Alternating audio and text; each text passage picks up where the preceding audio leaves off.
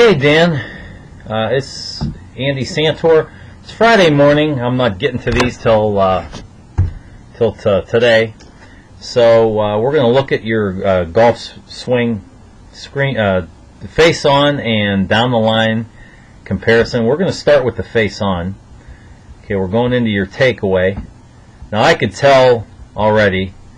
We're going to look at more of what happens on your backswing, but I could already tell there's a lot of hand, forearm rotation, manipulation of the golf club there.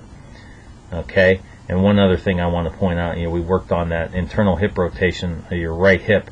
You can see your right knee start to slide a little bit or move laterally. Okay, lower body stability is very important, and you can see, that lateral slide of your right knee on your backswing. Okay? Now we're getting to the top of your backswing, and anytime you move laterally like that, you got to make a big move forward to compensate for it. Okay? And you don't quite do that. So you keep your weight back on your back foot, and you release the golf club a little bit too early with your hands and arms, which it would be called casting. You cast the club a little bit so the downswing gets out of sequence. That's why that club face gets open, and you hit those shots high right. And you can see there, just after impact, I made mention to you, that should be happening much later in your downswing. At impact, that shaft should be leaning forward a little bit, and we could see it's leaning backward a little bit, and that you can even see the ball kind of rides up the face, and it's going to go high to the right.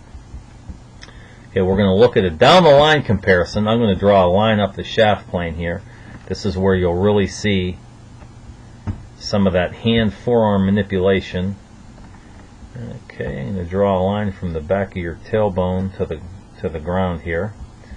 Okay, there we go into our backswing. Now you can see how your left arm and your hands have moved out a little bit, and that club has moved behind. Now at this point of your golf swing, right, get to about waist height. One more frame, there we go. That club still should be in the center of your chest, in here somewhere, and you can see that the club head, draw a circle around it. This is where it is. Okay, and this is where you'd want it. You'd want it there, just on the shaft plane or just above it, so it can move up the shaft plane. And you can see there on your backswing, you're well underneath the shaft plane. I'll draw that. This is your backswing shaft plane. Draw that in a blue line. Okay, and we'll go on to our swing. Okay, and here's our downswing shaft plane. Okay, draw that in an orange line. And you can see the difference there. Your backswing plane is much shallower than your downswing plane. So, and you not only are you steeper on your downswing, you're over top of the shaft plane. So that, once again, that club face, I'm going to take all these lines out at this point. Okay, that club face gets open, and that ball goes high right. Okay, and you can see here the alteration in your posture. This is where we talked about that internal hip rotation on both hips. You can see how you lose your posture, and your upper body moves backwards and your lower body moves forward.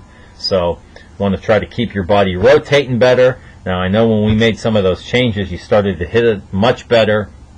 You didn't hit it nearly as high, and that ball seemed to straighten out a little bit. So do those body preps and motor skills I did you can see the ball trailing high right.